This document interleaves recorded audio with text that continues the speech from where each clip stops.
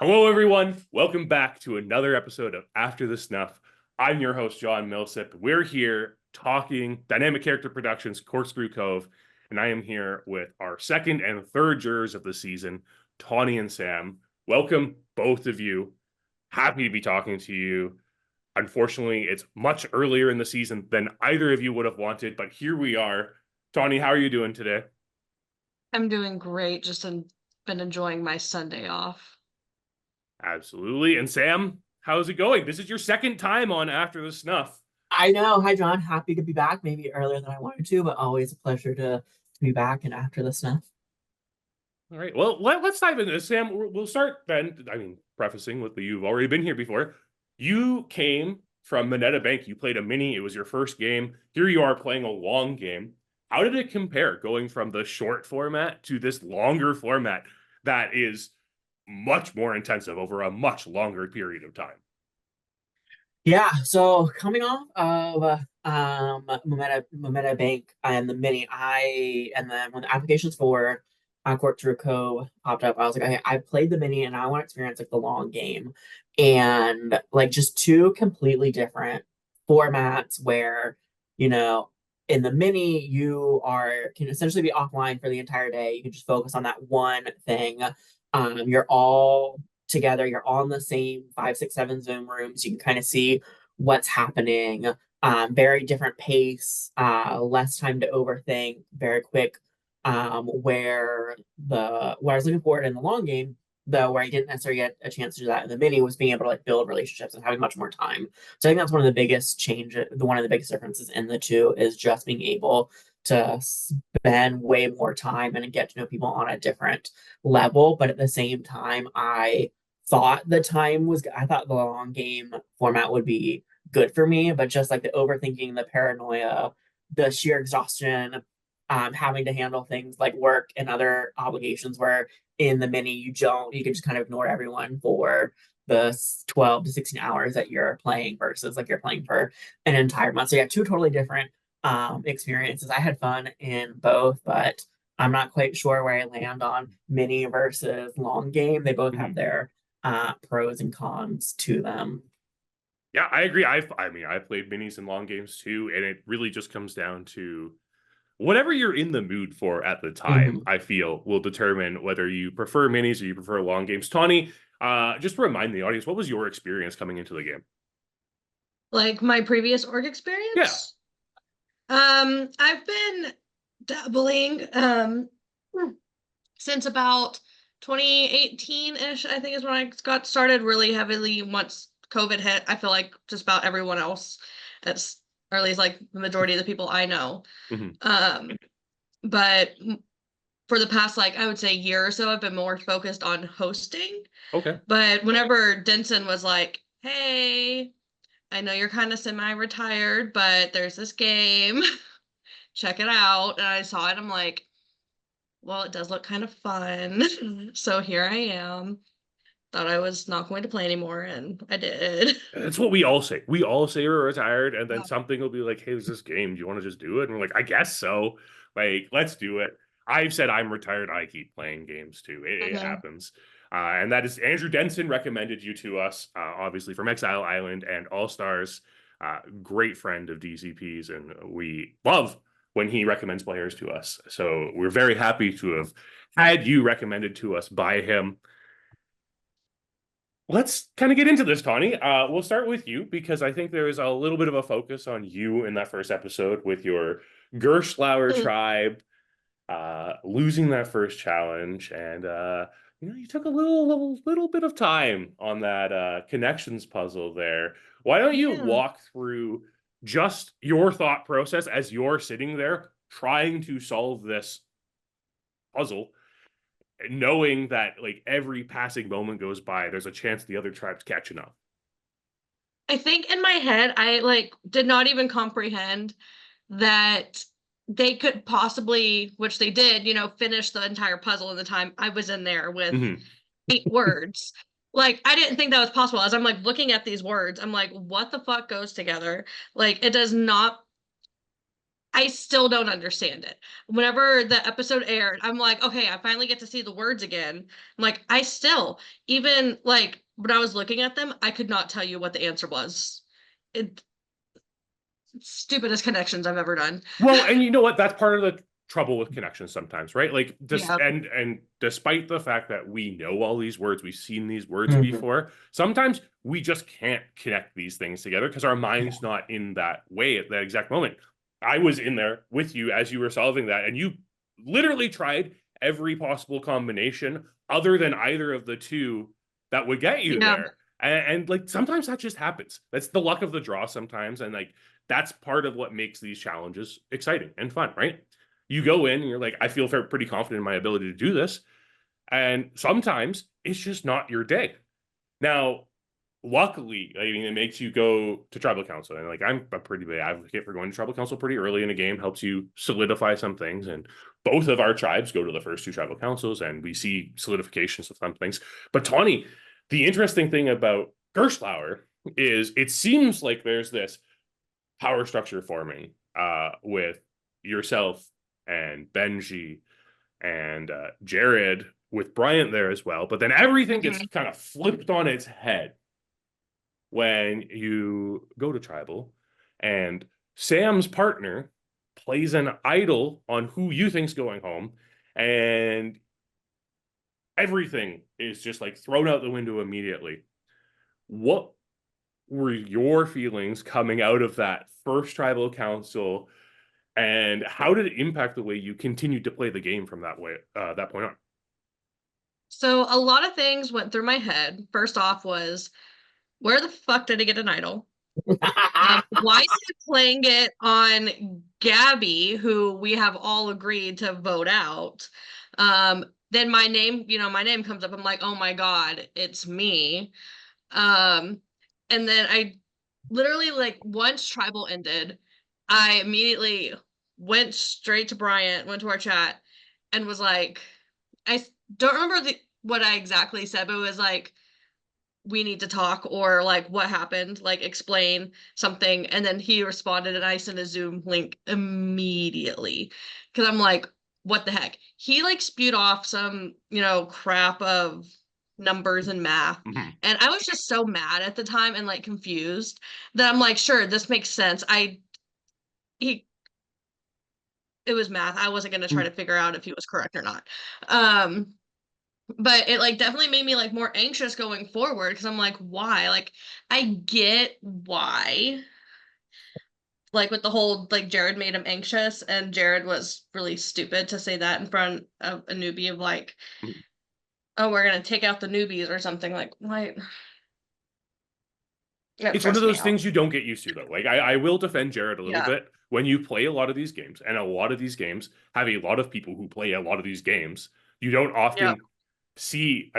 Again, like you already said earlier, right? Like COVID kind of had a huge boom in the people playing these online reality games. Mhm. So a lot of people play a lot of them. So you just kind of get used to playing with people who have played at least one, if not like 7, 8. I don't know. I know people who've played dozens of games, right? So an innocuous comment like that is like, this happened in one of my games once. Seems like it's nothing, but you kind of forget that when there are new players around, it could scare the living bejesus out of them.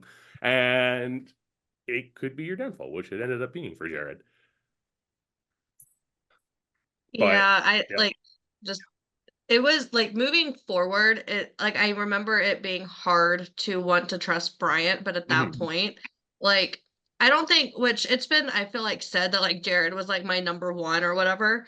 But in my head, which sucks kind of like going back and like watching it in my head, I'm like, Benji is my number one. Benji is my number one. Mm-hmm. And then Benji is always kind of like, yeah, Tawni's there. I'm just like, well, Yeah, and I think we see as the season progresses, there was kind of that opinion a lot towards you. yeah. Where do you think that stemmed from? I think because like even looking back, there's a lot more calls than what I feel like that people definitely called a lot more than what I called with people. Right. Like, but I'm also the person like after work, the last thing I want to do is get on call after call. I'm like, I've just been stuck in an office building with people for the past like 10 hours. We can text, like, or send voice messages, which is again another thing that came up with me a lot. But it's like, it's just so much easier for me. And I'm a person, I very much, because I've been called out for this before, it's very hard for me to focus on one thing, and it's very rude to be on a call and like also be on your phone or like playing a game. But I like have to multitask like that, because doing like just straight up for 2-3 hours of game talk, I'm over it. I don't want to do it. Yeah, I would agree, because I think in the mini there's the mechanics of having to learn how to navigate the Zoom rooms, where I feel like in the long game the mechanic you have to learn is how much time do you want to dedicate to Facebook Messenger and how much time do you want to be on Zoom. And if I talk to you all day on Facebook Messenger, do I need to also jump on a Zoom call with you to hash out the same thing that I did over Messenger? So I think that's also something you've got to weigh, because I feel something similar. I felt like I was on Messenger a lot, and just with work schedules and things couldn't maybe do as many phone calls, or it was just a pain in the ass trying to schedule. I felt like we needed like a Google Calendar or like a doodle of, or like a when to work of how can I get 6-7 people like on the same call at the same time. You're also dealing with different people's work schedules and different time zones, and so there's a logistical component of like, I think I'm okay with just a messenger if we all can't get on a Zoom call. Yeah, that's one of the things in the game that's really has to be determined early on, and each cast is going to have a different approach to how much they want to use Messenger and how much they want to make calls. I've been in games where Messenger has been the primary way where people communicate, and there's like barely any calls. I also have played games where you are on calls with people until 4 o'clock in the morning because that's just the way the game's going. And that's honestly, to me, I think one of the hardest things about a long game is figuring out how everyone else in the cast wants to communicate and being able to adapt to that. Because if you do have a bunch of people who want those Zoom calls, you have to be cognizant of it and actually jump in those Zoom calls with them, because that's what they're looking for to build trust. If you have people you can just have like text conversations with and communicate that way, that's fantastic, because it's one less Zoom call you have to have. But it also means if they're not having Zoom calls with you, are they having Zoom calls with other people? And that is one of the hardest things to navigate in these games. But Sam, let's talk about, we were talking about Bryant and his idol. Let's talk about your partner and just the partner challenge in general. When you show up for that first partner challenge and you learn Bryant's your partner, how are you feeling about the twist, and how are you feeling about the fact that you end up winning this hidden immunity idol together?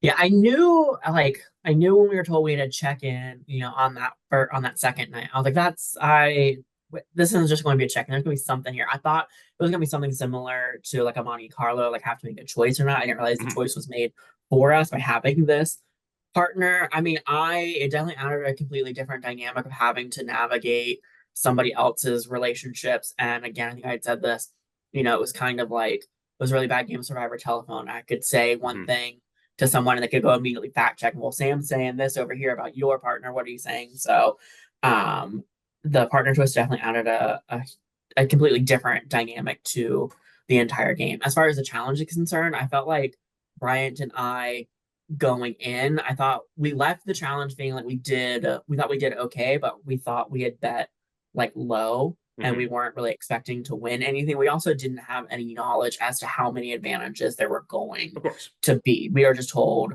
advantage, and that was it. So we walked away thinking that we probably stood like a 50-50 chance, but we had bet lower. And then it was a pleasant surprise to get the message like the next morning saying that we had won the idol, but it had that stipulations of during the pre-merge phase, it had to be played on somebody else. Well, I mean, let's talk about that stipulation, because obviously we see Bryant use it right away. And you're holding on to it. Your intention was to just hold on to it to the merge until it was a personal idol, or was there any chance you would use it in the pre-merge for someone else? Okay, so I guess, well, okay, to back up, because I think like even though I did not go to y'all's tribal, it felt like I went to y'all's tribal, because up in that, like I think we had two totally different starts to the game, because where you all were going to tribal, you all were like communicating and doing so much more than like we were. I don't think any of us like fessed up of who we had partners were until maybe like 3 days like later. I got all the information from Bryant in the morning when we got the idol. He knew who everyone was paired with. He knew there were other advantages.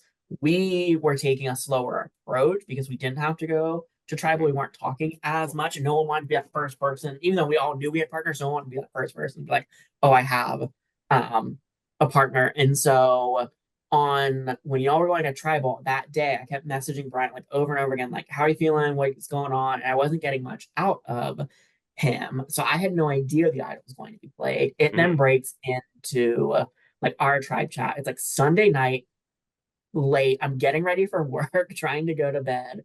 And the messages break through that he played an idol. And I was like, fuck, I haven't told anyone about this idol. And so I hadn't told anyone about the idol, but now with the partner twist, it was like, okay, the first thing we're gonna start doing, okay, who is Bryant's partner? How did he get the idol? And does that mean that I also have the idol? So then before, I was kind of ignoring the messages that were coming through. I think they were just so shocked that an idol had been played round one.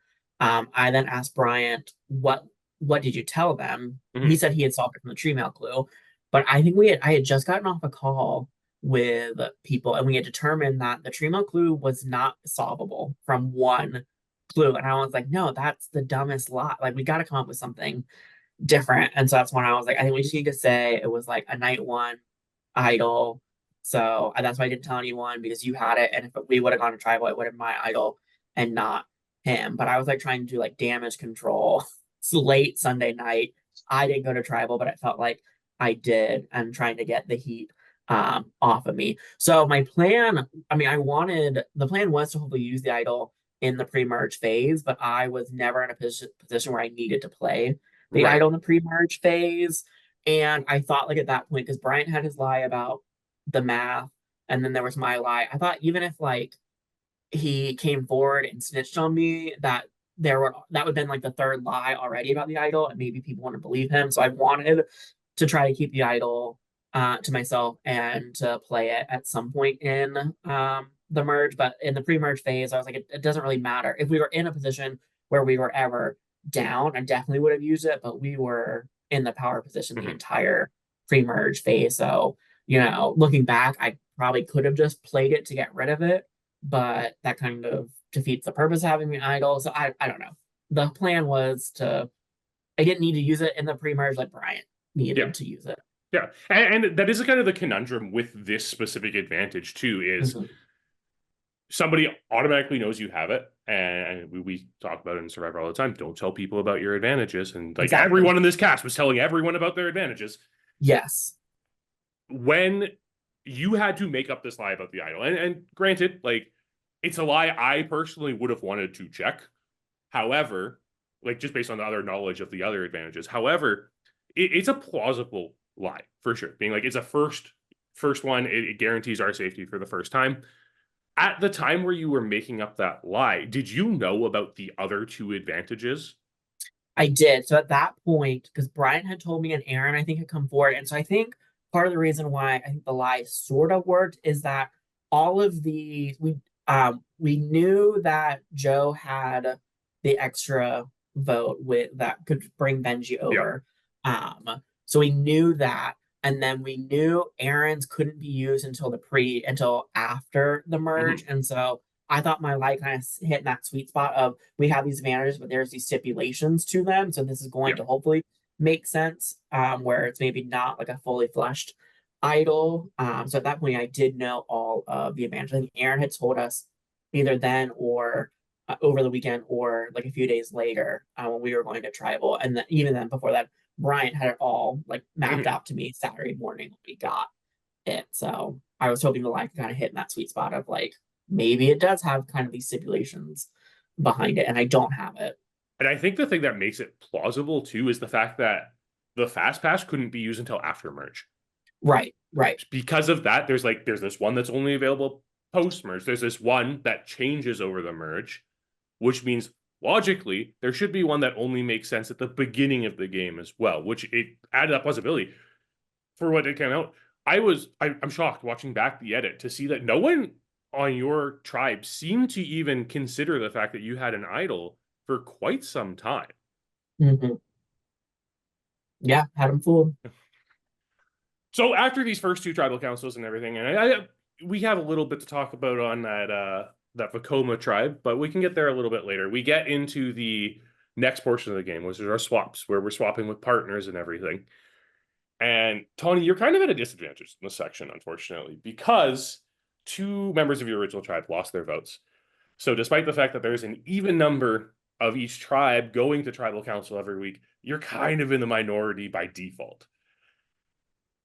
How did you personally approach this position, knowing that the Vekomas kind of held all the power if they just wanted to stick together? So my plan at this point was to just stay on Winter's Beach, so I don't go to tribal.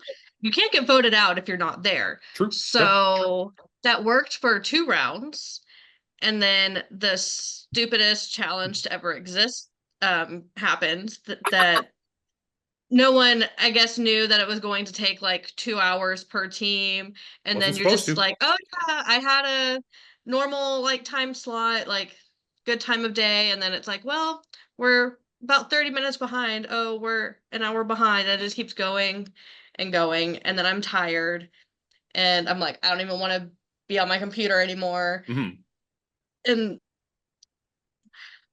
there were so many letters. Yeah. I hate word And searches. clanking and cups and secret passwords. My brain was not there. Like, it made me, No. like, I don't know if it helped or made it worse that Hath and I were third, but Oh, the you time were difference third? was still, How?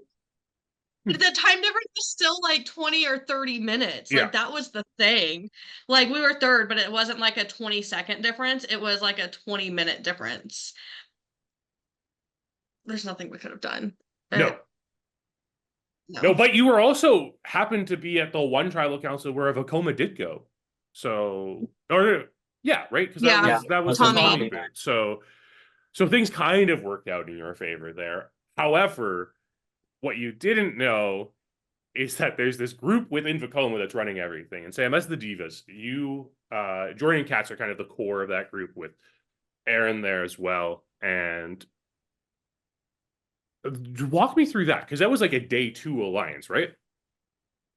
It formed over the course of that very first weekend. Mm-hmm. And so even though it was like a quiet weekend for us when Gersh went to that first tribal council, I was like building relationships with Jordyn, Katz, and Erin. I also think they were the ones that were like the most responsive at that point. Joe was busy with something. Tommy was hard to get to respond to.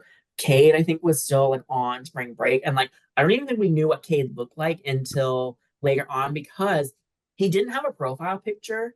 And we only saw him like on the big Zoom call, and you kind of forget like who's on your tribe. So I didn't even know who I was really messaging with this Cade person for the first few days. And then Hath just kind of like checked out. And so I think by nature of Erin, Katz, and Jordyn be the ones that to be around, but I also just naturally like clicked with them. I think that's what sort of formed the alliance. Tommy did like on Sunday night when before y'all went to tribal, we played like code names, and like Tommy was there, and like Tommy was making alliances with us before even saying, hey, do we want to work together? He was already putting us in group chats and naming it. But like I think before Tommy had gotten there on the call, the 4 of us were on the call saying like, this is it, it's the 4 of us. So I think it just kind of formed naturally that they were the ones to respond the most, but it's also the ones that I probably had the most in common with, and we just kind of all clicked. And then throughout the pre-merge phase, Erin was gone for 2 rounds. Katz was with me the entire, and then Jordyn was with me for 2 rounds. So that definitely then solidified our bonds and our alliance. So yeah, absolutely. Especially when you have to go through tribal council and you have to make those decisions and everything. Let this be a lesson to everyone who's watching. When you are playing one of these games, the first round is the most important to be talking to people, because it's going to determine these type of big alliances. We see it in literally every strategic, like social strategic game there is out there. The people who are talking at the beginning of the game tend to get power because they are the ones who can build those bonds. And I think this is a common trap players who win the first immunity challenge fall into. Where, oh, we don't have to talk game, which means I can kind of lay back a little bit. But if you do that, you're not making connections with people, and all of a sudden, other people on you're giving an opportunity to other people on your tribe to make those connections, and then you're kind of left out on the outs. Because yes, there was the divas, they work closely, but you four did a really good job of kind of using the other members of Vekoma and like kind of satellite bringing them in and making them feel comfortable that they were part of something. Part of that, I think, also came from just like preaching, tribe strong when the swap did happen. But it made it so that there was like, you always had this amount of trust in everything. We see that a lot in your boot, Sam. There's a lot of talk about trust and who trusts who. And that's built off communication. And while we could look at the divas in the post-merge as not really leveraging communication skills really well with the Gerstlauers, you did do a really good job with the other Vekomas up until that point. So, I mean, we get through these swaps, we get through some difficult votes, and then we get to the merge. And this is kind of our defining moment of the season so far, right? Where the Vekomas are at this point where they're like, okay, like, we're getting a little scared of Erin. We know Erin has this fast pass, and we're pretty sure she's really close with Benji. And you find out that Benji has an extra vote. Tawni, how much information were you getting about like these advantages at this point? Like, how did you know any of them existed? So I knew about the little fast pass that Erin had because Jared had told us as soon as he got it, essentially. I knew that I didn't know that Benji had something because I thought actually, because I never knew about the extra vote, I think, until it was either right before tribal or like right after tribal. I could have been told and just wasn't listening because that's what I do sometimes when I don't want to listen. But and then I believe at this point, I want to say I knew Sam had an idol for sure. I think you did, because I think Bryant snitched after the Josh vote. Yes. But I believe before that I had assumed, because there was a conversation that Sam and I had to where he was telling me essentially how his idol worked. And in my head, I'm like, that is like one of the stupidest things I've ever heard, as if Bryant hadn't told me like 3 different lies at this point that I just believed because it's Bryant. Why would you not believe him? But I'm just like, how is it that a partner is only going to like partners? There's one idol that goes between them, but then the next like powerful thing would have been what Benji and Erin had, or not Benji and Erin, but Joe. Yeah. Before merge. I'm like, that doesn't make any sense. So I'm like, there's something. I didn't know the full thing of it until Bryant had said, but because I think there was even talks with me and Hath about trying to get Sam out. I'm like, why would Sam not play his idol? Because I thought I like assumed everyone had. If I knew about it, I assumed everyone knew about it. Right. So to me, it would just make sense. But I just know that they were trying to get me to vote Benji all day, and I was just not having it. Because again, like I said, I'm like, in my head, Benji was like my number one. What choice did I have? Because it would go really between him and Hath. Because I feel like I was like, Hath and I were like the one partnership that really communicated a lot. Yes. It could be seen completely differently, but I told Hath just about everything I knew while we were still on separate beaches. It just turns out I think I was more faithful or loyal to Hath than what they were to me. And then I did not like, there was one conversation that we had.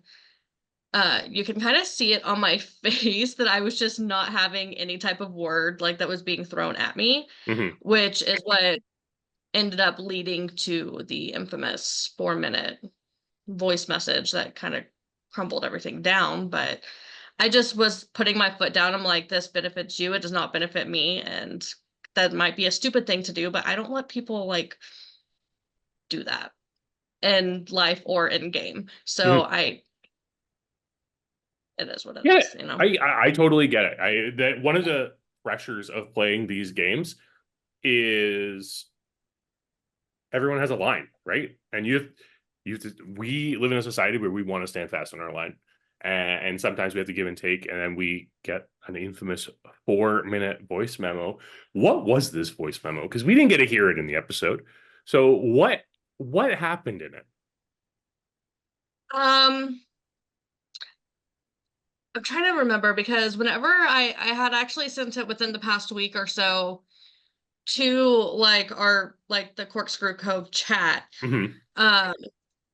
Because I know I had sent it to a couple people post season ending, obviously. And everyone was like, that was the message. That was this rude, mean voice message that you sent to Hath. I was very calm. Was I not, Sam? It was very Like, calm. Okay. The way though, like I don't think I heard about the voice message, but the way it was presented to us was that it was like a personal attack, and there was yelling, and there was a lot, and then that's when we're like, oh, maybe this is taken like too far in it.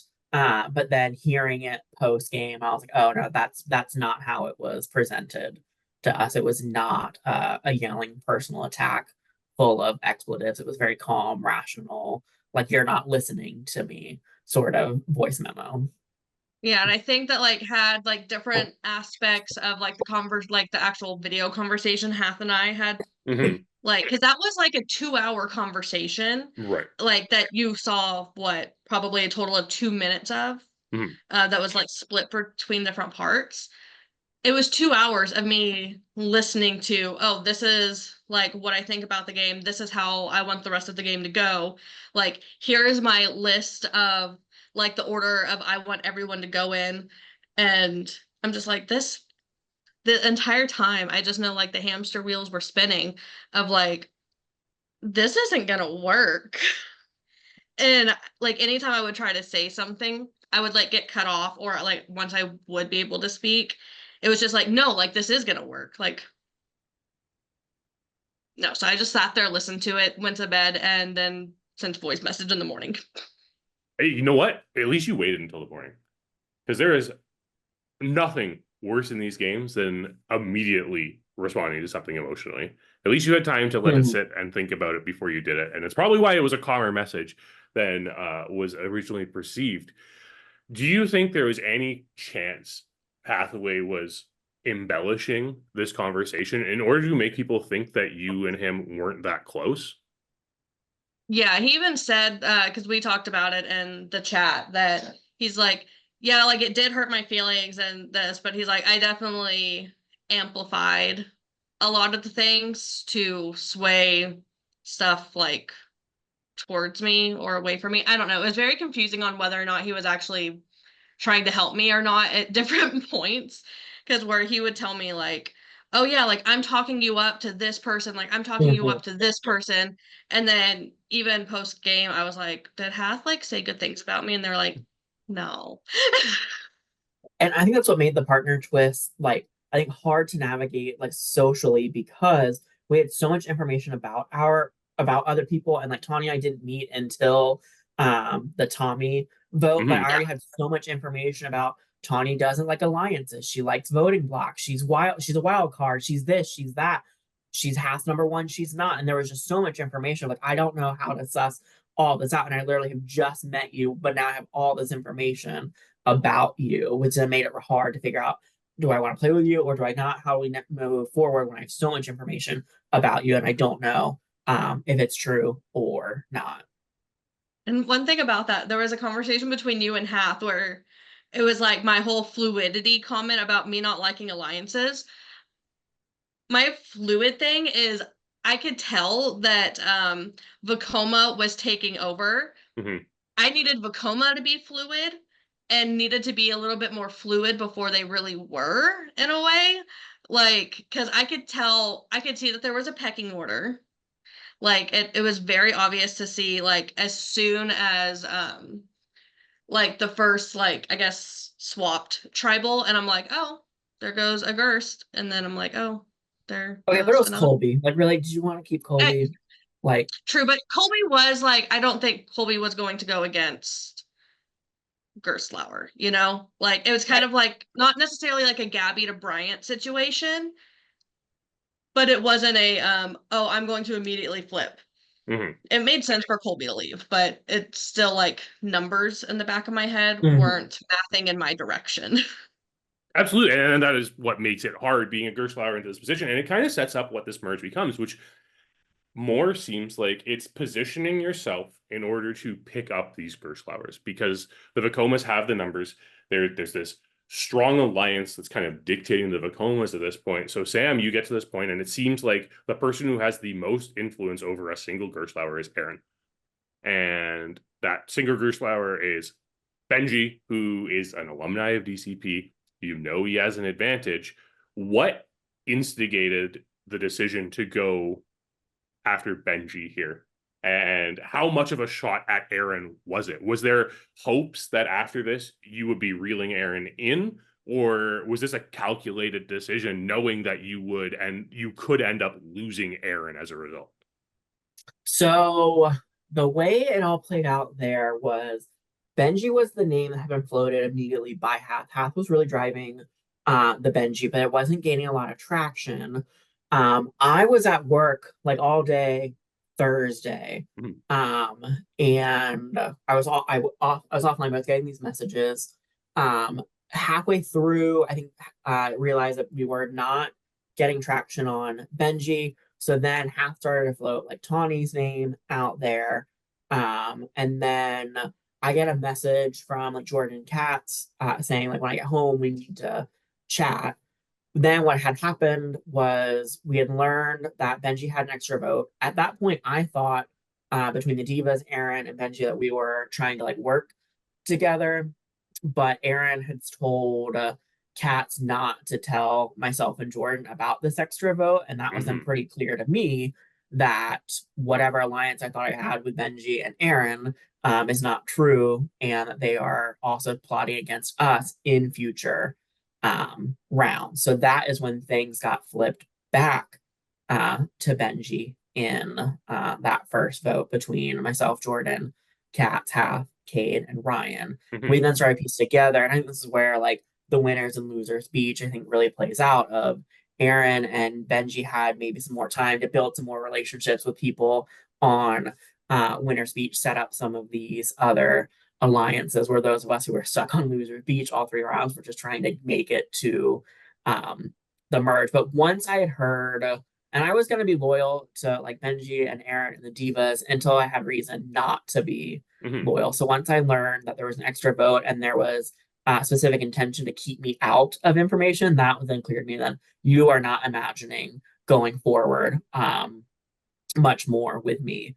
We contemplated, voting out Erin instead, but then we thought that would then leave like 5-5 at the next round with Benji's extra vote. And so we thought, we knew it was going to be a risk that we brought out Benji, that it would risk alienating Erin. I didn't know it would go to that extreme of it when you were plotting to do the exact same thing to us, maybe just around later. And so Benji and the extra vote, and we just thought that was going to be the best vote, the best decision, and then hopefully that we could repair any relationship we had with Erin, and that clearly wasn't the case of going full scorched earth when you were also plotting to do the same thing to us, and we just did it first.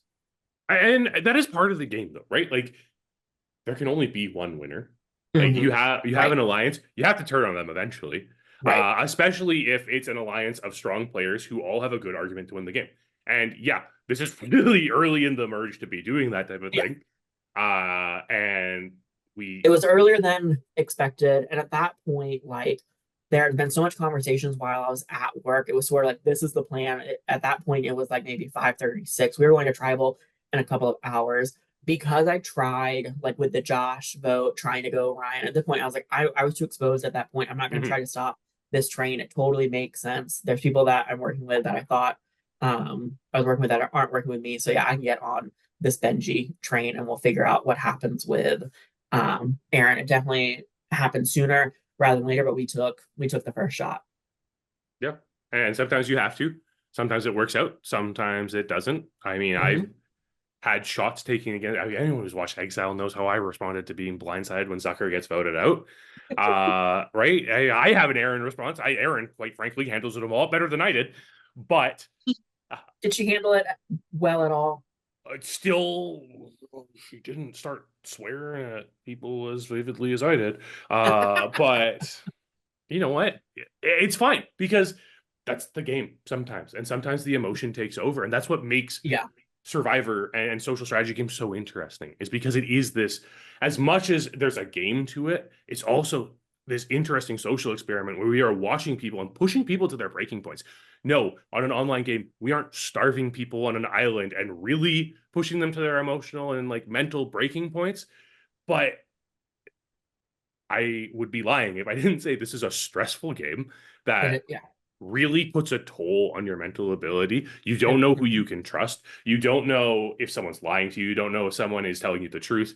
And again, we see so much of that throughout these 2 episodes that we're getting into here, where there are multiple people who think they know where the votes are going, but they're not sure if they can trust someone. And that changes the outcome of the vote. And Tawni, I think that's like one of the biggest things with your ouster here is who can you trust? Who can't you trust? And as we move into this episode, obviously we see Erin coming in hot. We get that nice little like stinger at the beginning of the episode with Hathaway kind of like going off at Erin in this joking manner that we find out afterwards is a joking manner. But wasn't so much of a joking manner when Erin was coming at you guys, was it, Sam? No. No. Wasn't cute, wasn't demure. But at the same time, it's really interesting watching the way all of the divas are kind of responding to Erin in this situation, where Erin is like, I don't get why Benji was the vote here. Like, if you're taking a shot at me, take the shot at me, not Benji. I mean, I'm a big argument of this, right? Don't go after the right-hand man. But there is logic behind why you guys went after Benji instead of Erin here, because Benji did have an extra vote. And like you said, Sam, that represented a lot more power in this round than having Erin out of there, especially because it would even up the numbers between the original Gerstlauers. But I mean, we would be remiss if we didn't talk about that absolute shit show of a vote in that merged tribal council, because there are 5 different names that get votes. Like we're talking again, like I mentioned it last time, we're talking Borneo merge type of vote here. And Tawni, you were told it was Gabby, right? Yeah. Bryant and I were both told the name Gabby. Bryant wasn't going to vote for Gabby, which is why he put his vote somewhere else. And then Gabby, obviously not going to write herself down. I think she just randomly put a name down. She put Sam's name down. She put my name down. Yeah. She wanted to scam me. Oh. And yeah, I think Bryant voted for Cade? He did. He claimed he did like a wheel, but I don't think he actually did the wheel. No, I don't think so. And then obviously the 2 votes on me, and then the rest of them. But yeah, I felt so bad. I literally being told. I honestly think, kind of just like being able to go back and reflect on things, I think that being told to write down Gabby for a second time without her going home is why I did what I did, like whenever it comes down to it. Because I had told like a handful of people, which I mean, all you really have to do is tell one and it's going to get to everyone, that about like my obsession with rocks, because I'd gone to rocks twice before in a previous game out of spite. One of them was 50-50 and I won, so slightly little cocky about it, but at the same time it was out of pettiness. Like I let them know that it was because they did not tell me how they were voting, so I assumed how they were going to vote. I did correctly. It was kind of, they did what y'all do here of like it goes auto rocks. The game changes rule. Yeah, so I was like, you know what, like fuck it, we're going rocks 50-50, and I survived. So I assumed like here where the votes were going, and I was correct. I don't like, I mean, correct me if I'm wrong, but I want to say that I was one, if not the only person that actually could figure out where each person was voting. Because I know that others were like, oh, well, this person flipped. Oh, this person must have flipped. And because they assumed that, Cade voted where he said he was going to vote, and, this, that, and the other. Because that's how I was able to cause rocks, literally out of spite. Yeah. Well, I'm glad you mentioned that. We'll get into that a lot Yeah. when we get further into tribal council. But there is something in this Erin conversation I really want to bring up with you, Sam, because there's a very interesting comment that you make when talking about why Benji's gone there. And you tell Erin, you should have told us about the extra vote. I just want to know, like, I've been thinking about this moment a lot since watching the episode, because I understand your standpoint on it in that instance, right? Where it's like, we're in an alliance, you should be telling us. But again, this is an individual game, and information is the most powerful thing in the game. So in that instance where Erin has already been kind of on the receiving end of not sharing this information, how pivotal is it to be pushing home that idea of you didn't share information with us? And when is it appropriate then to hold information? Because you're at the same time holding information from Erin. Well, holding information from Erin about. Well, what? I mean, you, Katz, and Jordyn are a lot closer than the rest of the people in that alliance. Right. So I guess like I think for me, I think there was just like this culture of like information sharing that was happening throughout that entire game.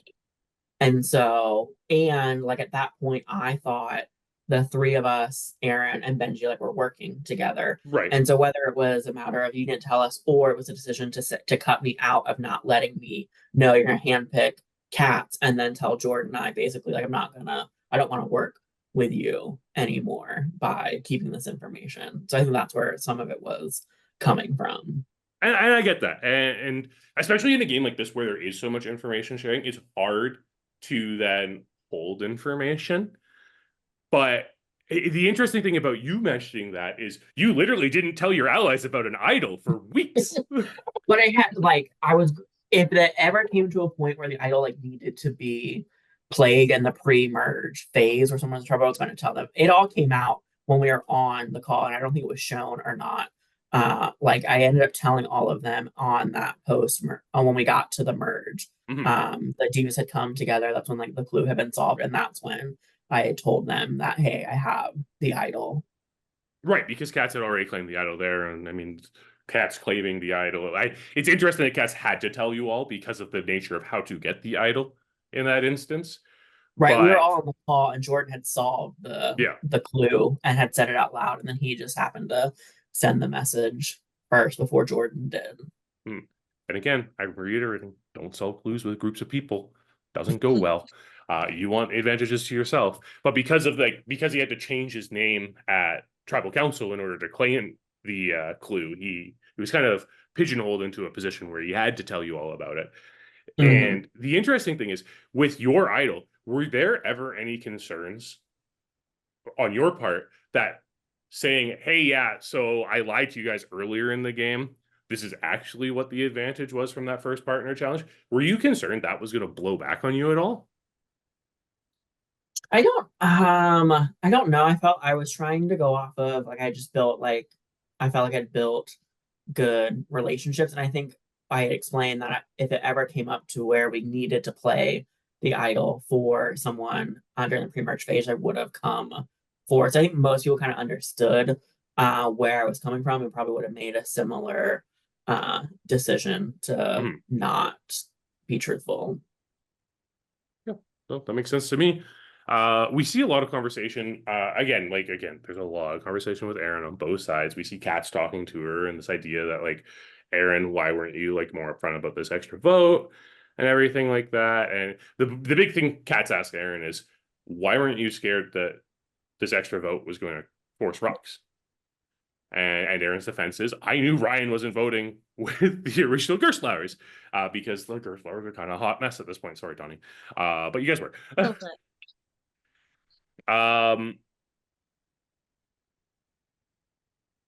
we see a lot of conversation about like when this is happening. And one of the things we start seeing is Bryant talks to Cade about the idea of like taking a shot at Benji over the extra vote was premature. Now, Sam, you've outlined exactly why it wasn't premature, and it makes sense to go after Benji in that position based on what's going on. However, maybe just getting rid of one of the other Gerstlauers would have worked too.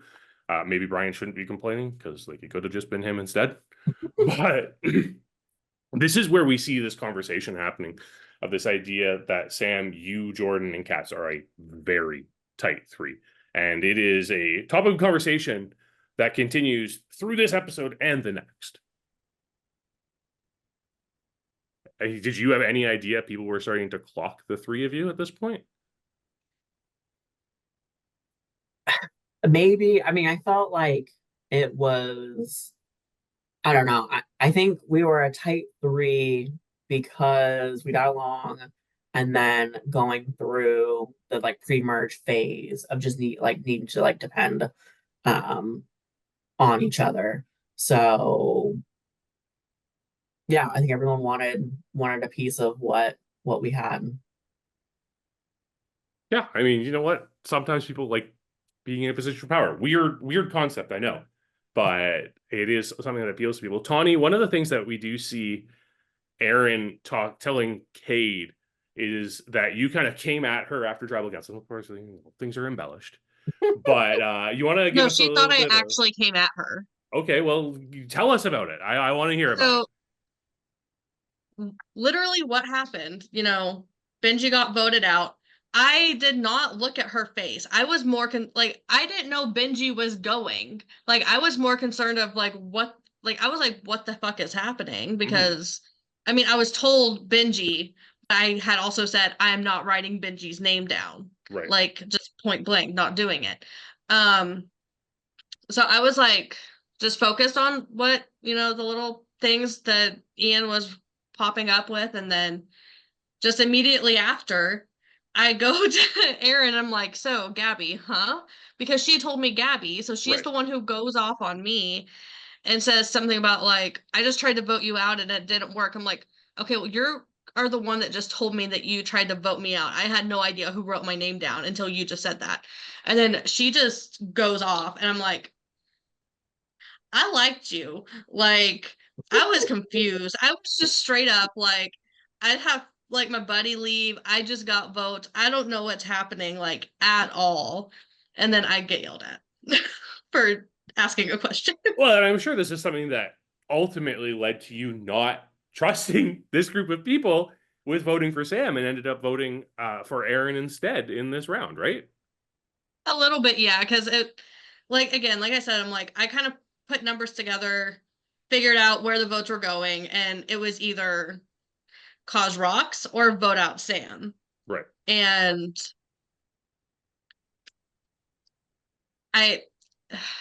Sam hadn't ticked me off as much. I don't think Sam ticked me off at all at that point. It was just more or less, we didn't really talk. And the one conversation we did have, I'm like, this man's blowing smoke up my ass about like this whole idol situation. Mm-hmm. So I'm just like, we'll have fun. We'll have fun over just something boring, I do. I get it. I get it. You know what? Sometimes being patient in these games is the worst thing you can do, and you just want to make a move. And we see critiques about it all the time when people talk about Survivor, and it's like, why are you making a move just to make a move? Sometimes you just want to do the fun thing because you're a little bored, right? I think like the current episode of Big Brother was a very good example of that. So it happens. It totally happens. I get it. It's like, I can see us getting kicked off. So like, why not? Like, even though it would have been one of them leaving or, but it was like. Well, the next thing we see in this episode is we kind of get the segment about people kind of talking about the next step in the game, where they're going. And a lot of it is like Cade talking to Erin and this idea of like Cade wants to become a free agent. He's not very happy working with the Vekomas anymore. Feels like he's on the bottom, which, I mean, Sam, correct me if I'm wrong, kind of accurate.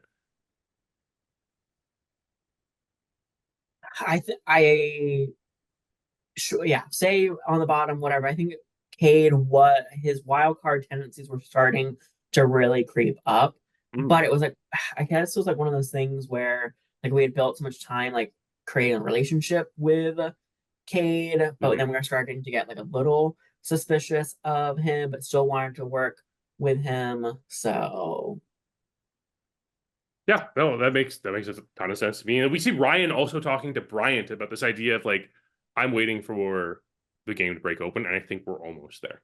We'll probably take like an additional round, which I mean, he was kind of right. But it was more because of what Tawni did than anything else. And we get there's this pivotal conversation I think that happens in this episode, and it's Jordyn and Hathaway. And they're talking about this idea of Erin, and is Erin the leader needed to kind of like bring together these messy Gerstlauers who can't seem to work with each other and communicate with each other at all. And they kind of get to this point where it's like, nah, there's no way. But in this conversation, Tawni, one of the most infamous phrases in DCP history gets uttered. Tawni left me on red. Was that from Ryan? No, that was Jordyn who said that. Oh, Jordyn. Okay. So I for whatever reason, like talking to Jordyn was not enjoyable for me. Like having talked to her like outside of the game, like and even like just seeing her like on like whenever like during tribals and stuff like that, I'm like, she's so adorable. Like she's really nice, really sweet. But I'm just like texting her, it was just kind of like, I know no matter what I'm gonna do, like she's Vekoma strong. Like what's even the point?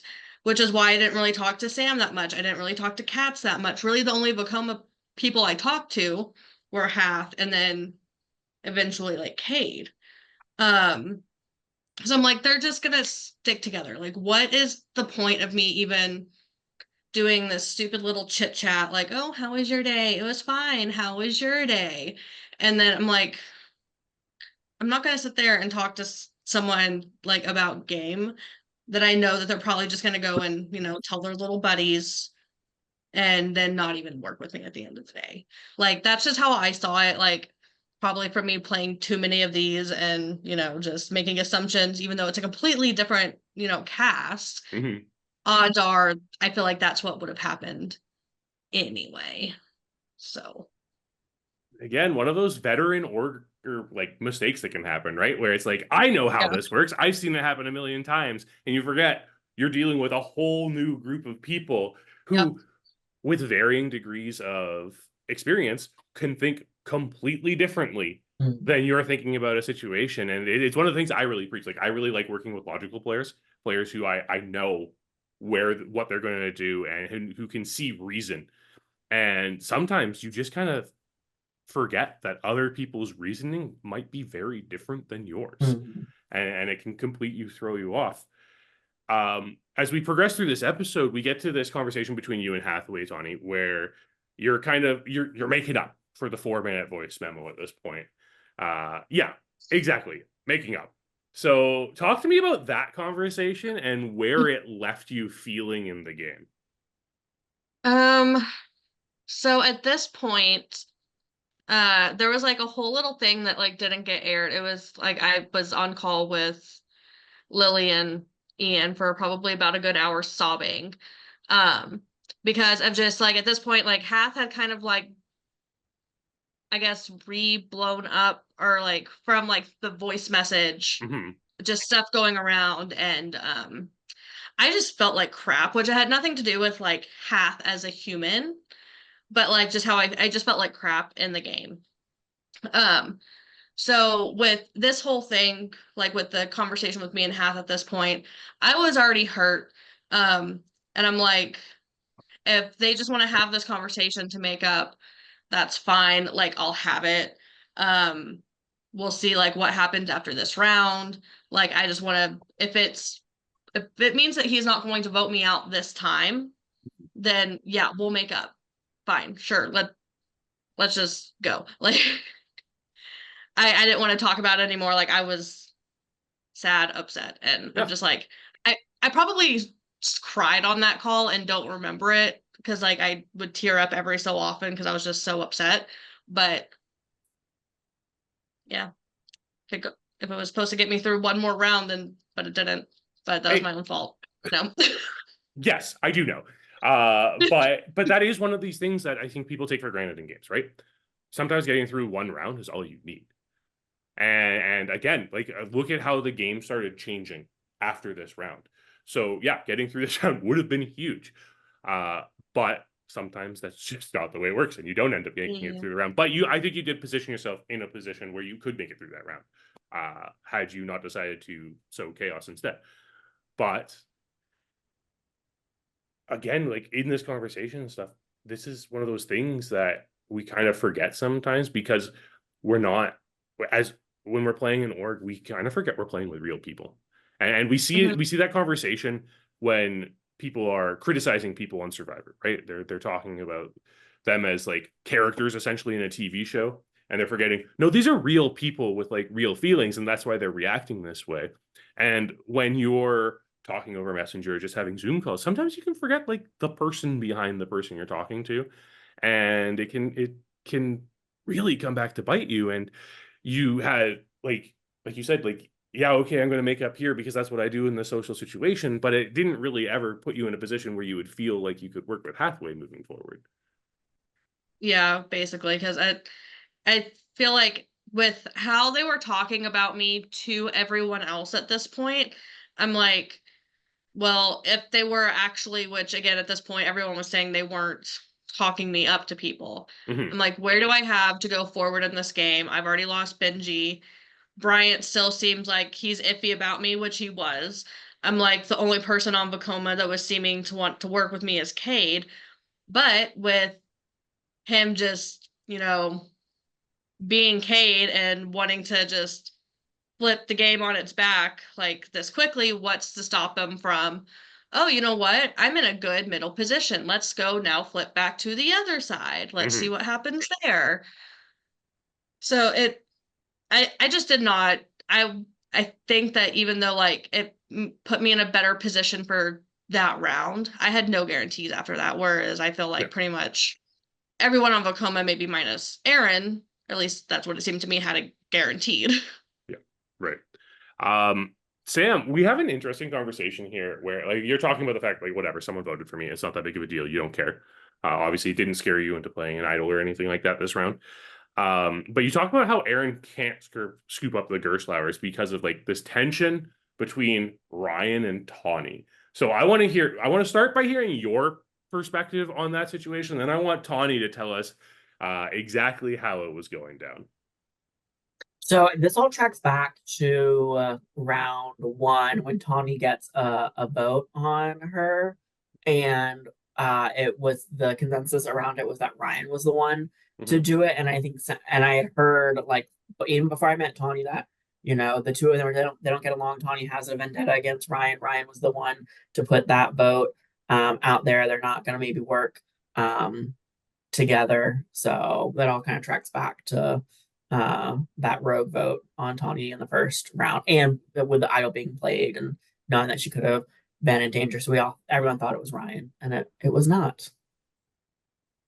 And Tawni, how was your relationship with Ryan? I did not talk to Ryan. I think I had maybe a total of 2 calls with him, and the first one freaked me out because half of our conversation was him talking about Erin and how he's like, yeah, I've seen her on what is it, Survivor Michigan and this, that, and the other. And I'm just like, he is in love with this woman. And that like he's going to want to go work with Erin because he's like idolizing her. And then all of this happens, which I was just kind of like, whatever, like I was just like, it's not an issue right now. But then as soon as that rogue vote came up for me, I'm just like, it had to be Ryan. I don't know how I made that, how I narrowed it down to Ryan, but I did. And then I'm just like, you know what? We're just going to roll with it. I tend to do that. I'll put my focus on someone, and then also just like continuing it. In my head, I was like, well, because it is going to be OG tribe versus OG tribe, I can easily push that as like a, well, like we can push him first. Like I'm willing to vote out this person that's on my OG tribe and work with y'all. So granted, I don't think a single one of them saw it that way because they all liked Ryan more than me, but that's fine. Yeah. You know what? It's hard to read sometimes. Who knows? But we can't deny it. Ryan kind of did put in work with a lot of people, especially Yeah. Cade. Like he put in a lot of work to make the connections. And I guess because you had already gotten to a point where it's like, no, I'm done with you. You unfortunately didn't get the benefits of that. Here's where we really start to see information starting to leak out in this episode, because this is where Erin tells Hathaway about the Divas. And Hathaway's kind of informed of how on the outs he is. Sam, in this moment, like, was there any indication from Hathaway that he had an idea he was left out of this alliance that had already existed? Because it seems like he was like still working pretty closely with you moving forward. And yes, like we do see in your boot, he does end up voting against the original Vacomas. But like, was there any indication that he was kind of clued in? Did the conversations change at all at this point in the game with Hathaway? So I think what's interesting about what's interesting about all the dynamics was, we weren't with Hath until the Tommy vote. Mm-hmm. And so there wasn't really he wasn't really factored into a lot of things because he was on Winter's Beach for so long. So I think that's what's interesting. And, a lot of us did not trust Hath 100% because a lot of us started to compare notes, especially in the first couple of days of like, we're all having really similar conversations around what Hath is saying. Of, oh, you're like my number one, blah, blah, blah. So a lot of us were sussed out by Hath, but because we had probably pissed off a lot of the Gersh in the pre-merge phase, it was sort of like it's going to be probably easier to work with Hath than it is trying to repair relationships with like Bryant or Gabby because they're so done with us from the Josh. But... Right. Yeah, I mean, that makes sense to me. I guess we just kind of like keep going on here, and Hathaway mentions that Katz at one point says that he should not win immunity, and like that kind of spooks him a little bit there into thinking that, oh my god, they want to vote me out. And when we get into like the fast pass conversation, how aware were all of you that this fast pass was going to be used this round? I believe I knew.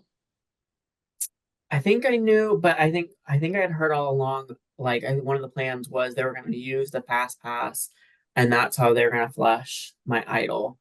I think what was ironic though is that was already going to be a fast round game, anyways. Yeah, but I mean, and the they had difference said between... that, and that's when, and then she was like, "I'm gonna play this," and we're like, "Okay, so we can get the fast pass out of here."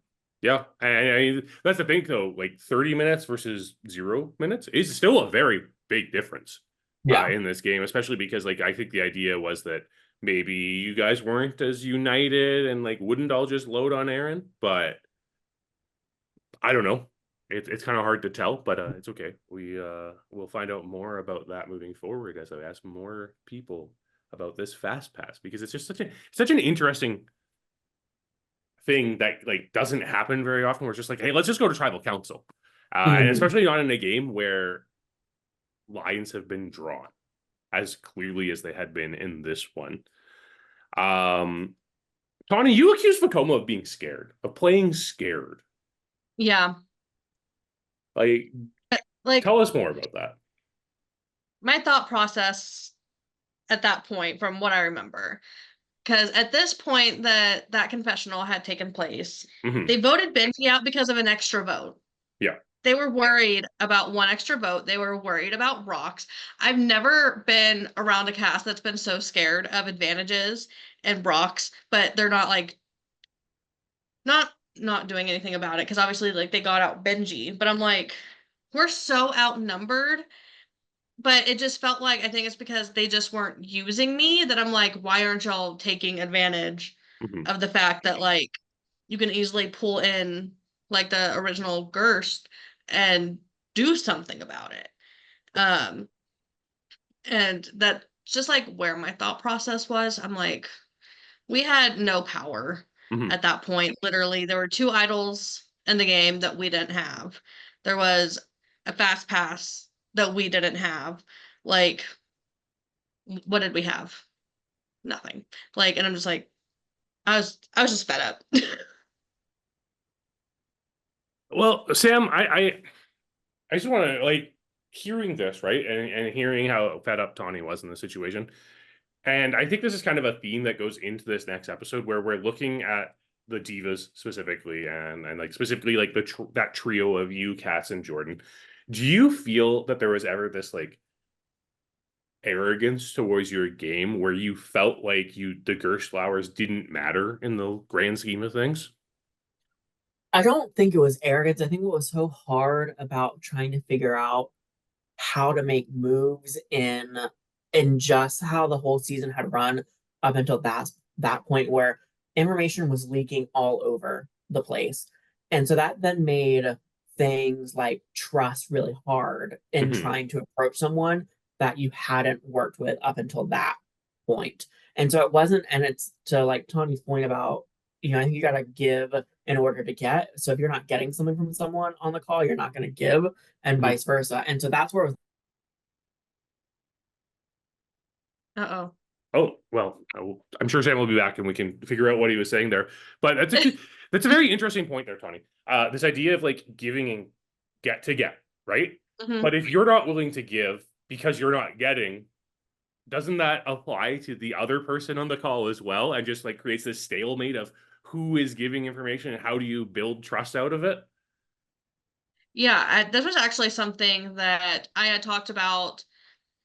I can't remember if it was my boot or like the actual merge tribal, to where I had said something similar to what Sam just said of you have to give something to get something, but no one was willing to give anything. I was we lost Sam fully. Okay, he's coming back. Okay, keep going. We'll finish the thought and then we'll bring him back in. But I didn't really have anything to give except for my vote. I didn't have information that everyone else had. Like, because like Sam said, information was getting passed around everywhere. So it's like, I didn't have any new information to give to anybody. And again, why would the Vacomas, especially like looking at the divas, why would they tell me anything? Why would they go and tell Gabby anything? Like, I mean, at some point they trusted Bryant and Benji enough to like give them some type of information somewhere, and especially like even Ryan. But it wasn't coming to me, and I had nothing to give them other than my vote, and that wasn't good enough. So, because like I think Erin even said that I was even went to her and was like, just tell me where to vote. And she's like, well, why would I do that? Like, I'm the one in the power position here. Well, what am I supposed to do? Give you a name and then that's going to be like your number one person. And you're going to be like, well, I'm not going to do that. Like, I've been in that position. I felt like I was just in a lose-lose situation regardless of what was happening, because I did not have the time nor energy to sit there and be on calls 24/7 to like vibe with people that way. But it is what it is. Sam, you got caught off with just like you were talking about, like the idea of like giving information to getting information. So, do you want to finish your thought there? Don't have it. Okay. Got lost in them. That's fair. The technical issues can do that sometime. So let's just move along to the vote, because we get to the vote. Or we get the immunity challenge. We have Jeremy's challenge first.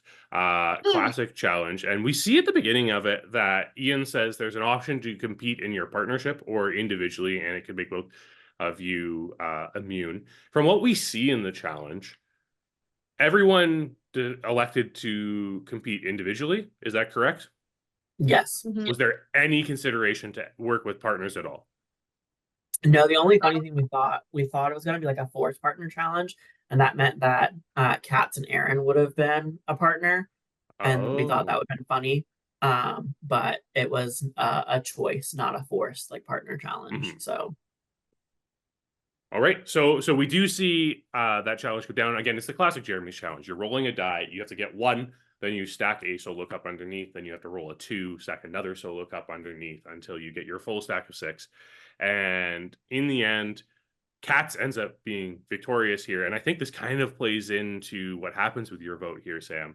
Correct me if I'm wrong, because Katz seems to think he is the primary target at this point. And of course, like we go directly from the challenge into tribal council, but as we get into the next episode, we see Katz being like, I'm pretty sure I was going to be the first vote. I'm pretty sure Sam only got the votes because I had immunity. Did that end up playing anything into your thought process in the next episode, or was that just Katz thinking that he should be the target? I don't think we knew what to think of that vote, and so I think that was a logical explanation Mm-hmm. of it, that they were going for Katz and I was the backup. We thought that it was an intentional rock situation. We just didn't really know what to think at that point. We were really caught off guard by the rocks, and we had thought, I thought, maybe if somebody did flip, I thought maybe it was Ryan, not Cade, and so we just didn't know really what to think or what to make of that vote. We were very confused. That's fair. Well, let's get to the vote because it's a 5-5 vote. And to be fair, I think there is some confusion brought about by who happens to go out of these rocks, because the actual worst person for the Divas to go in this situation is Tawni, because now everyone can lie about this vote. Mm-hmm. So Tawni, what is it? I mean, we've alluded to it all the entire time. You end up voting for Erin here, forcing rocks, and you vote yourself out of the game. You join an esteemed collective, as Ian said. Like, we have a history of rocks on DCP. We have enough people to have a rocked out tribe at this point. It's an esteemed group of people who have been rocked out. So you're in great company. But how did it feel after, you force this tie? You're like, yes, let's go. It's fine. And the wheel lands on your name. It was a mixture of like sadness, but also relief and just excitement, because in my head, I'm like, well, I get to I actually don't have to talk to people now. I get to just chill on Ponderosa. Still get to go attend tribals and have a good time there. But I got to sleep. I got to relax, and then I just got to sit and watch and enjoy the game. Mm-hmm. And just actually, once more people, start filtering in, I'm like, oh, here's more people like I get to talk to, but like in an enjoyment level, not now it's time, like I have to start getting on calls and blah blah blah blah blah. Like, so it was very bittersweet. Obviously, I wish I would have not. Mm-hmm. Like, there was a tiny hint to me that I'm like, oh my god, it's landing on Hathaway. It's landing on Hathaway. And we all thought it was gonna be half, because it did freeze for like a half a second on. Did. And then it moved. I was not breathing, because I'm like, if it was Hathaway that left and it was me that stayed, like, what would have happened? Like, where would I have gone from there? Because I'm like, clearly, like, granted, like, we made up, but it was just a bittersweet moment, and no one got to vote me out. So yeah, that's true. It's true. It is an honor not to be my voted ego out. a little bit. Yeah. But I mean, one more question just to kind of like wrap up your journey in the game here. Who did you hope would go home on rocks? Like, if you were hoping, of the 8 people, of the 7 people it could have been. So keeping in mind that Katz has immunity, so he can't go home. Right. Sam has votes on him, so he can't go home, and Erin has votes on her, so she can't go home. So that left you, Hathaway, Cade, Ryan, Bryant, Gabby, and Jordyn. Who were you hoping it landed on? I think out of the options, just based off of who I felt like I had been talking to and could work with, Like, I think the best option for me would had to have landed on Jordyn, because we didn't talk. Yeah. Like, or it was more or less I wasn't talking to her. And then obviously, like, with that vote, I could tell that, like, oh, okay, Cade was telling me the truth. This person was telling me the truth. Like, technically at that point, everyone had told me the truth for the first time in weeks. So it was like, I would have stayed quiet about where the votes would have stayed. Like, I wouldn't have said that, like, I was the one that caused rocks, which no one apparently listened to as I was leaving, because they all thought that someone else had done it. I don't know. But yeah, that probably would have been the best for me, because we weren't working together. People were finally talking to me, and I feel like I could have weaseled my way a little bit more without Jordyn there, because she was, I feel like, a big piece of the Divas puzzle that kept them together. Yeah, I think that's a Minus pretty the Erin situation, but I think that's a pretty safe assumption from what we've seen so far in these episodes. Like, Jordyn's a very pivotal part. I know obviously we've talked about this trio, and it seems like Jordyn's in a very good position there. We even see later in this this episode that we're getting into now, and we've kind of covered a lot of this episode, so this will be a bit shorter than our recap so far of this last episode. But we see that, like, Gabby was completely willing to work with Jordyn up until this point and everything. So, like, we see Jordyn was playing this very strong social game. And Sam, obviously you and Jordyn were very close. Would you say you were closer to Jordyn or Katz amongst that trio of the three of you? I don't know, I felt like it was a pretty, like, equal levels of like closeness. If I had to have made a choice of who I would have like taken out, or who I would have like moved forward with, it, I probably would have worked with Jordyn over Katz. But you know, Katz and I had spent at least more time in the game together because of being on Loser's Beach, but I felt like I was close to both of them. Yeah, that totally makes sense. We open up this episode with you talking about your idol, because you were in a situation where there was a possibility it was you. Obviously, there's been a lot of idol talk. The other person with an idol has immunity, so that idol's not there, which means, like, logically, it makes sense that votes would fall on you. But you felt confident you had the 6 votes. So did you just think those 6 votes were you, Jordyn, Katz, Hathaway, Cade, and Ryan voting for Erin in that situation? Yeah, I thought the same people that had voted Benji were still working together, because at that point, yeah, I think I'm getting things confused, but yeah, I thought those were the votes. And we get into this conversation with the Vacomas, and you're I think minus Hathaway, so I think it was like you, Katz, Jordyn, and Cade on the call. Cade obviously having just flipped, but we'll talk about that a little bit more in a second. And you're having this conversation about, oh my god, I can't believe Erin convinced these people to, like, save her and like, you know, fall on the sword for her and force rocks so that Tawni went home instead. And did you, watching it back, do you still have that impression that was what was going on, or do you feel like it was more of an attack on you? I mean, obviously, like, watching it back and having all the information, it was a pretty, like, silly conclusion to come to. But at that point, we had no really information of what the vote breakdown was, so we didn't really have anything. We didn't have any evidence to go off of anything. So that's sort of the conclusion that we kind of had to jump to. And again, I think this is kind of the unfortunate part of Tawni being the person who got rocked out, is that you couldn't have that information. You kind of just had to go what everyone else is telling you. And Katz had already had a conversation with Ryan, as Ryan was like, yeah, I flipped. It was me. And, like, the big thing that came out of this was Cade kind of comes out completely unscathed. And it doesn't, from what we see in the episode, it doesn't seem like you guys were like, you were a little wary of him, but it didn't seem like you were too suspicious of, like, yes, Cade is completely working with the other side at this point. Yeah, accurate. Yeah. So, Tawni, from your conversations with everyone leading into that vote where you get rocked out, did you feel like it was a save Erin situation or more of a take out Sam situation? For me?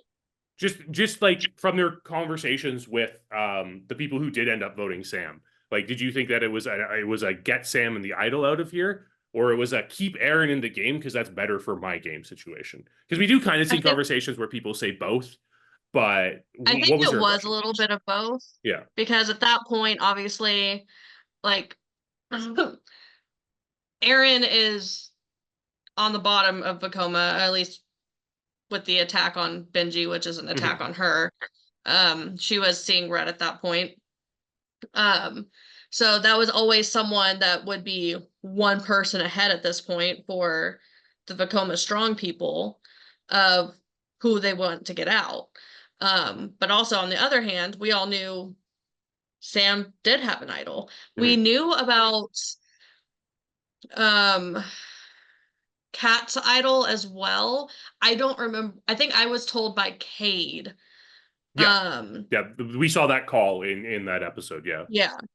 But obviously with I don't think it was a switch like, oh, we're gonna vote for Katz if he doesn't win and then Sam if he does.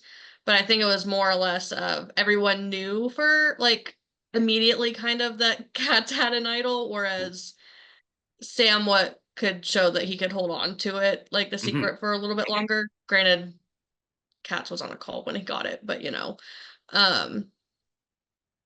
so I think it's a bit of both. Yeah, that's a really good point. And that is one of the points that come up in this episode, Sam. This idea that you are kind of where the votes end up going between you and Katz, simply because people think you're willing to hold on to the idol more than Katz is, and Katz is a bit more scared. So going into this, was there any consideration for you to play your idol just like because you got 5 votes, or were you really steadfast on just holding it as long as possible? So it wasn't so much like holding on to it. I just had it in my head that they wanted to flush the idol but take somebody else out that was a bigger target than me. So it was like, I'm going to hold on to it because if I play it and flush it and I'm not the target, then I've given up the idol. Obviously, but not having all the information that I was the intended target. So I don't know. And I don't know who or where it had come up that the whole plan was just to flush the idol but take somebody else out. But that is what I thought was going on. I think that was the story told to Hath to tell to y'all. Yeah, that you're right. That is outlined in the episode that this group of 5 are telling Hath that we're going to go after Katz. He was the target, and I think part of that just comes from the fact that was kind of the assumption that was made by Katz, and he was kind of like propagating that himself, which made it easier for everyone else to just like go along with it. And like, I guess you could say it was kind of like a test for Hathaway to see if he was actually switching on the Vekomas or not, while like still controlling the vote.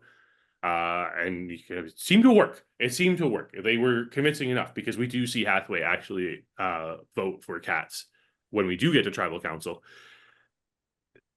There's a very interesting, Sam, I really want to get your opinion on this, because Erin says that you guys really, like, you, the Divas and like the Vekomas, really struggled with playing from a power position, and you weren't really making these backup plans as to what to do moving forward.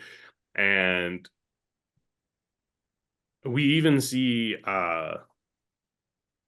Bryant right afterwards talk about the fact that he was talking to you and Katz and Jordyn, trying to figure out who the backup plan was in case of the fast pass being used and Erin winning immunity, and you weren't really giving a name. So how do you feel about Erin's comment about like playing from a power position, which I do think is one of the most difficult things to do in this game, because you get a lot more freedom when you're in the bottom, because you can take those higher risk, high reward situations a lot easier. But when you're in that power position, you have to kind of leverage, okay, but if this doesn't work, what am I going to do? So how do you feel about this idea of like playing from the top, and how successful or unsuccessful you were at it? Yeah, I think it was like, at least for me, it was especially coming out of like the Tawni vote, where I didn't think I was playing from a position of power. Aside, so similar to what Tawni was talking about of like listing off all the people, like at that point, like after the Tawni vote, I get a message from Brian that pretty much told me to go fuck myself. I sent Gabby a message trying to figure out what just happened. She left me on red and wouldn't talk strategy. Ryan was always a little bit of a wild card, and I knew he probably didn't trust me because I wanted him out earlier in the game. I knew if I went to Erin and be like, hey, let's work together, she would also tell me to go fuck myself. So I was like, I didn't know where to go like at that point. So I don't know if I ever felt like I was playing from a position of power, because outside of the divas, I didn't have some of the stronger connections that maybe the other divas did. So I never really felt like I was playing from a position of power, at least in the after the Benji vote. So in retrospect, what do you think you could have done differently to have secured more of that power that, say, Jordyn or Katz were getting with their greater social bonds? I don't, I think some of it came down. This is where I think it's interesting, because I felt there were times where as a group we were making the same decisions, but somehow it may have felt like we were all robbing the bank, but I was the one stuck holding the bag. And so I think some of that was left over from, some of the stuff that happened in the pre-merge phase. I think once we got to the merge and after the Benji vote, I was having just like the mental exhaustion caught up. I was trying a hard time trying to like rally. And so I remember thinking, like, okay, I probably do need, and I don't know if this came up in the episode. I think one of the last confessionals I did, I was like, I probably should think about taking Katz out to work with me. And are y'all frozen? No, you're good. You're good. Okay.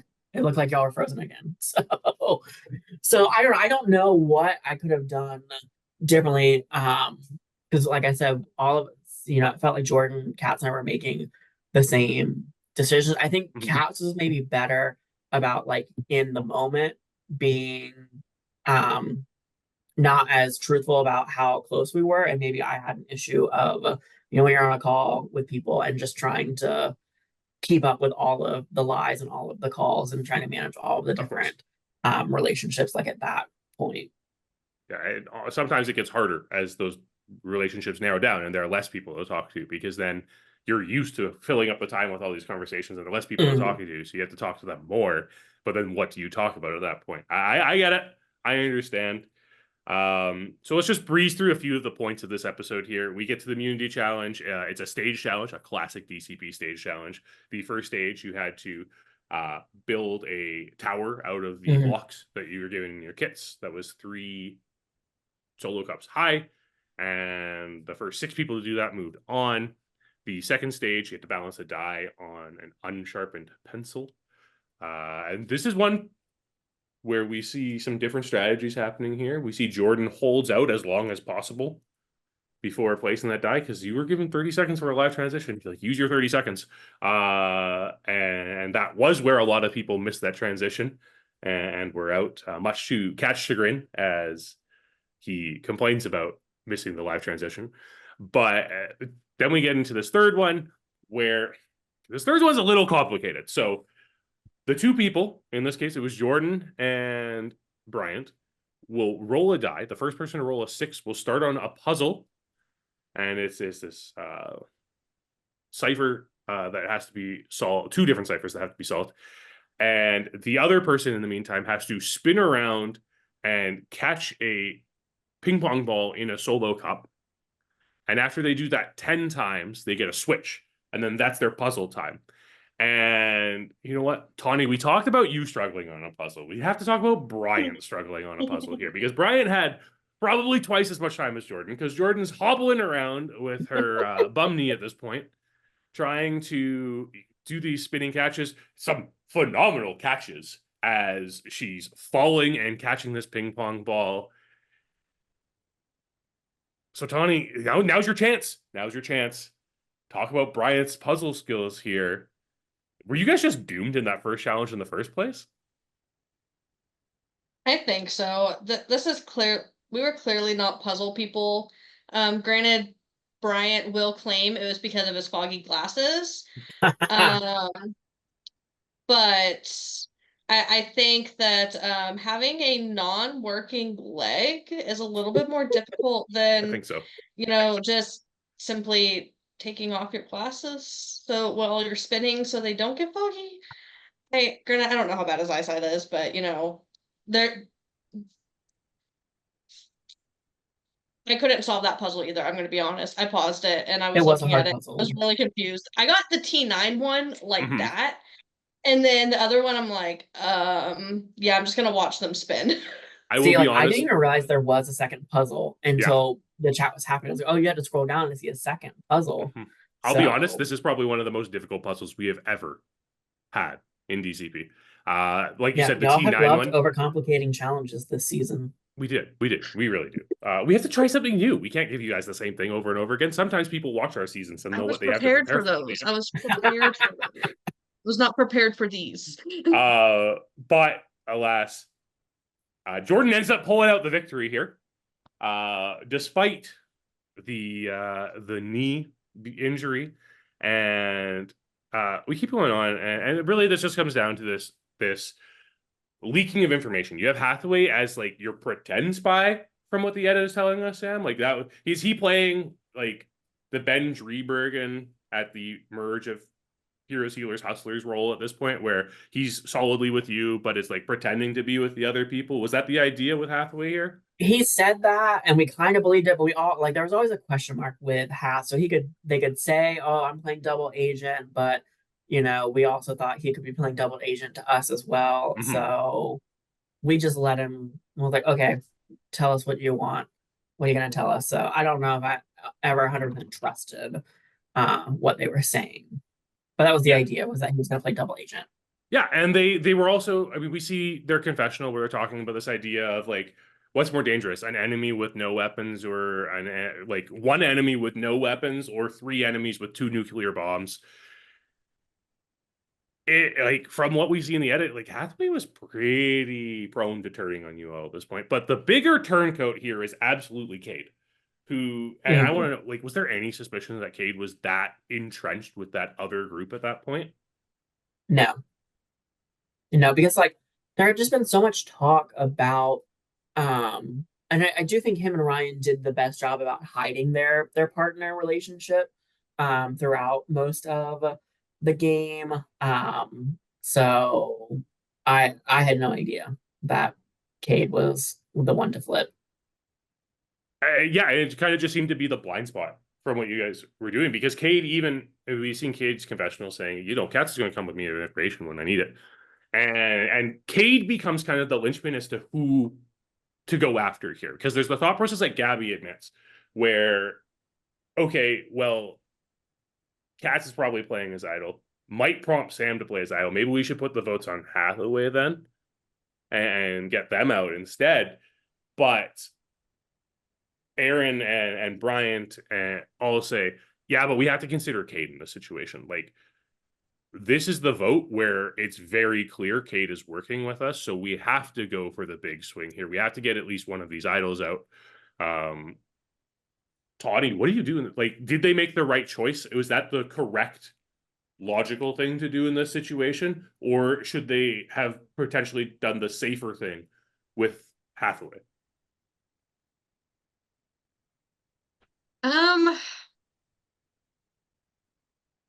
I think that this probably was the right move. Granted, I'm obviously all for like a player like that's slightly chaotic. But from what I had gathered, people weren't scared of Hathaway. Like, it seemed like he was basically just like a non-factor at that point, which is why obviously like the side that voted out Sam gave him a fake name because they weren't sure if they could trust him, but not so much that they needed to vote him out right then and there, because Sam clearly had an idol.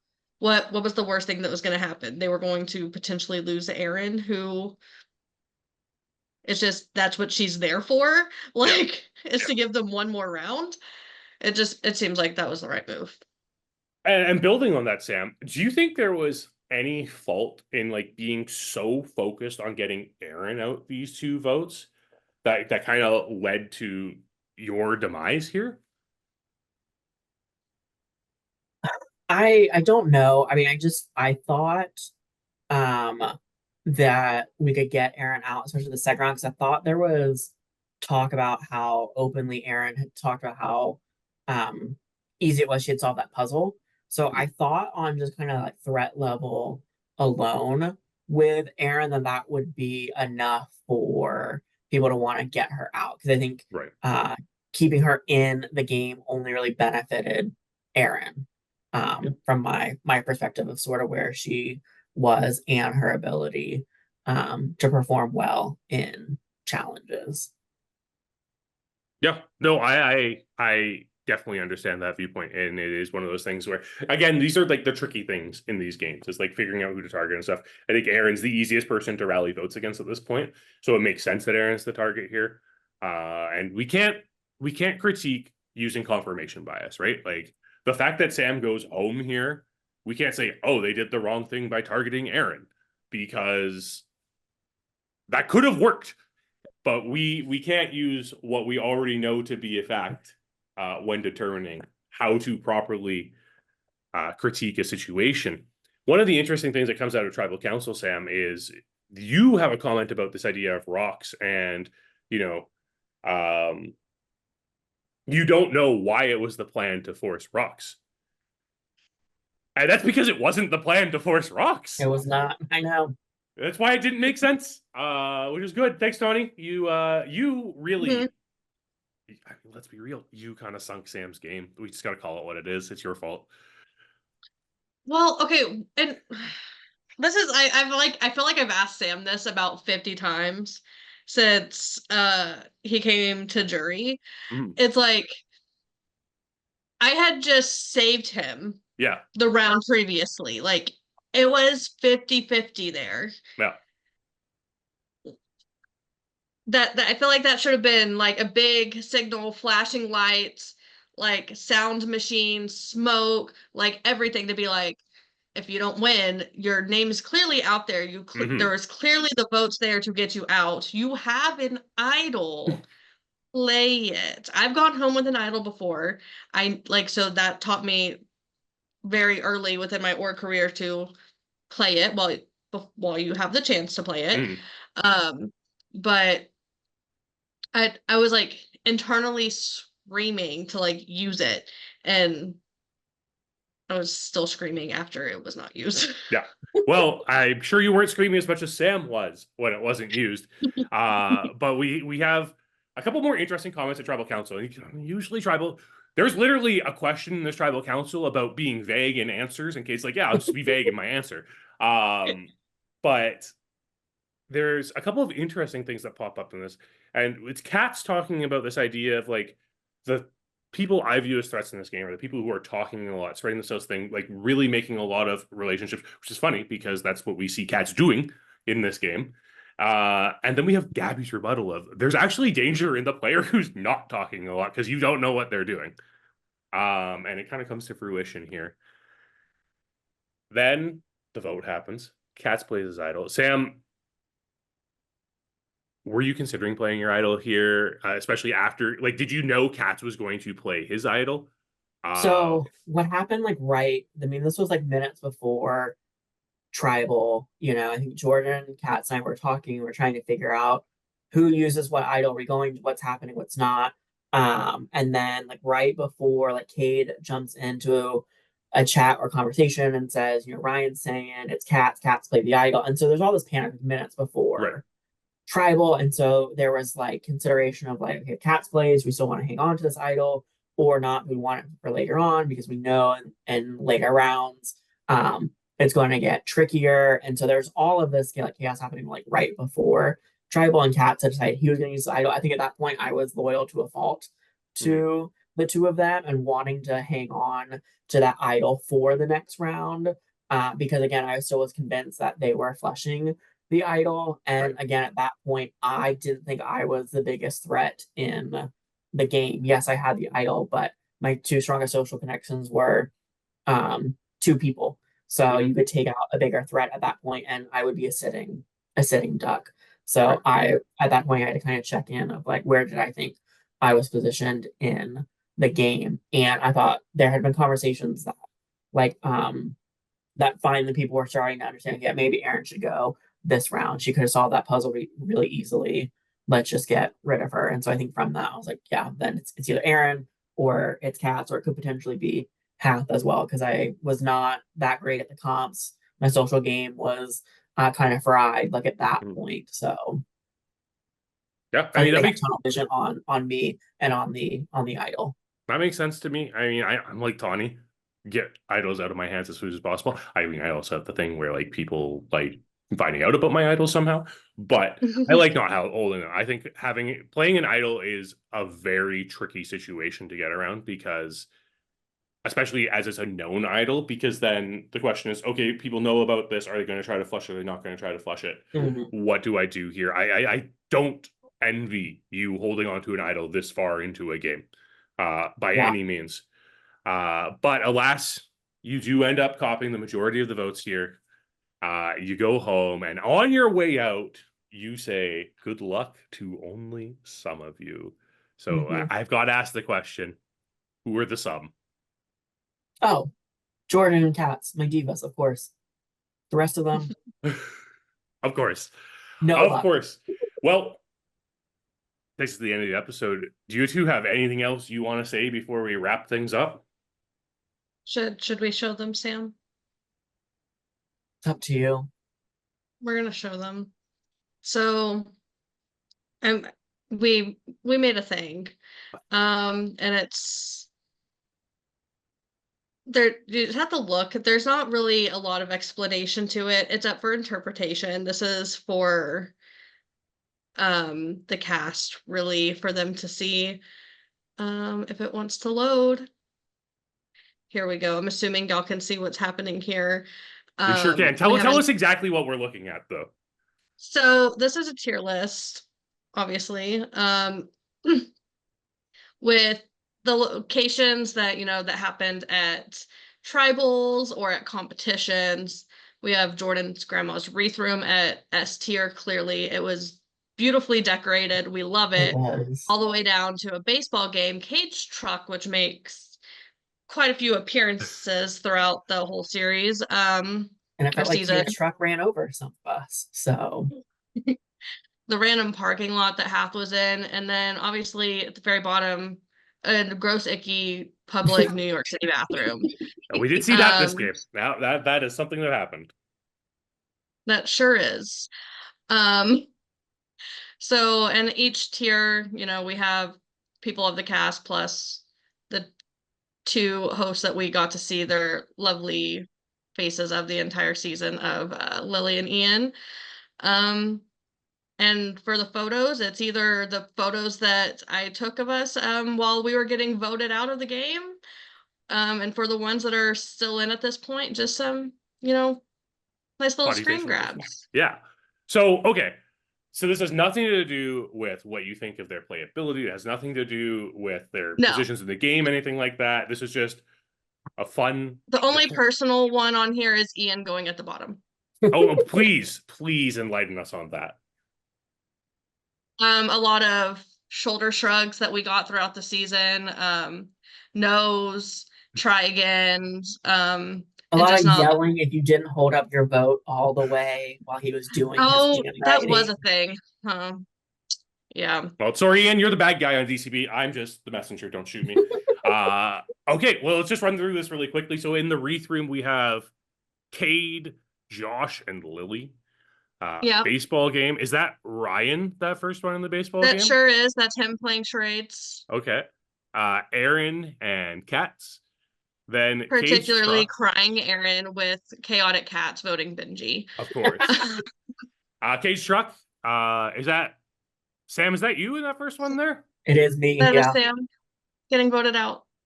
And then Jordyn, Tommy, and Benji. Random parking lot. We have Joe. We have Hathaway. Tawni, that's you? That is me. Why does your face look so long in that picture? Because I don't know. I'm just I see. And we have Gabby, and who is covering their face there? Jarrett. Okay, right. And then the New York City washroom. sorry, I'm Canadian. I say washroom. New York City bathroom. I'll bring back your lingo here. Image not found. Is that has to be Kolby, right? Yeah. Okay. He's not really around, So yeah. Bryant and our lovely DCP host, Ian. All right. Yep. Thank you for sharing that with us. But that brings us to our end of our time here today. Absolute delight speaking to both of you. I hope the viewers find this as informative as I did, because I think I learned a lot talking to you two today, and I hope everyone figured that out too.